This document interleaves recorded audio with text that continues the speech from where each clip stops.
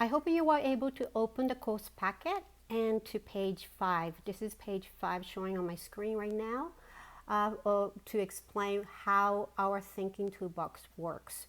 We're going to look at the first 5 tools. First 5 meaning that there are more than 10 tools created for this toolbox to read better and write better. Now the first tool, let's take a look at, it says one title tool, and for how this tool works is explained next to, but there are 2 columns. One is marked R, the other is marked W. R stands for reading, W stands for writing, meaning that when you're reading something and to exercise this title tool, this is the one you want to refer to, and that is to create a title that expresses the main idea of the reading.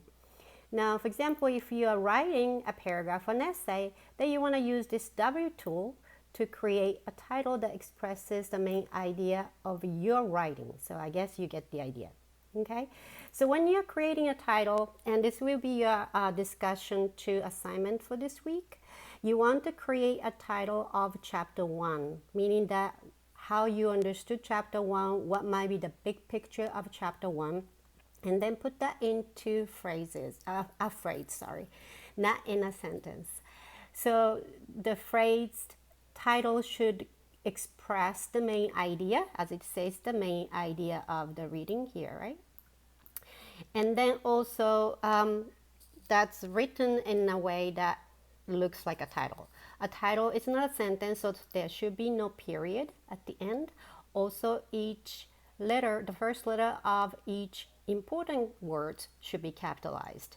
So make sure you do put it, your title in that way, and then you're going to write it down here.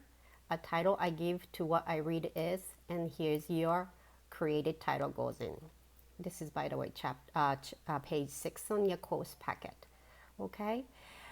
For the purpose, you follow the same, so you will be explaining what the author's purpose of writing this chapter. So again, you're looking at the whole chapter holistically, and then to give a reason why you think Michael Pollan wants to talk about the topic that you found in chapter 1.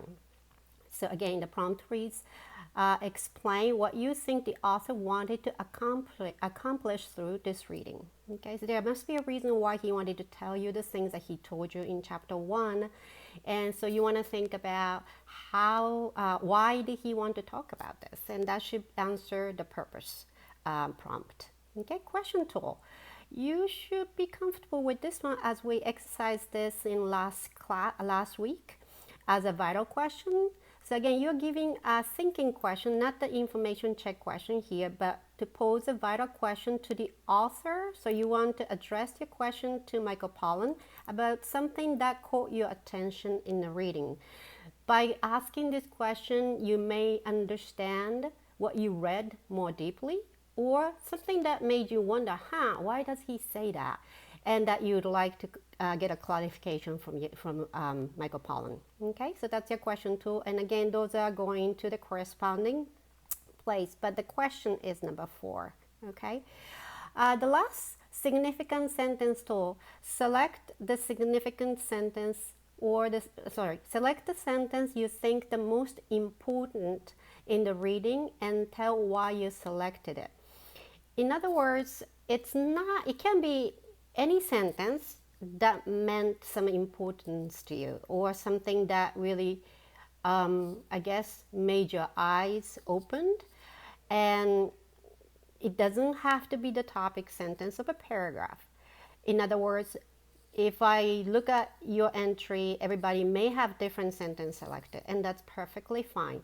Just make sure you know why you are selecting this. Why is it important to you? Okay, so that's the something to think about. This is kind of fun because you get to pick out any sentence that's important. Then you're going to put the sentence in your own words instead of repeating what the original sentence says. So that's called paraphrase tool. So that goes into number 3. One sentence that is significant to me is just copy it. You can put a quotation mark to start, copy it. It might be a good idea to put the page number okay? And then close, make sure you do close the end of that sentence to show that's the end of it with a quotation mark. In other words, is the part you're going to explain using your own words to paraphrase the same sentence. So when you look at the original sentence and then when you look at the in other words sentence as a paraphrase, they should communicate, well, more or less the same meaning. Okay, may not be exactly, but we'll practice on that language skills. Okay, hope this clarifies.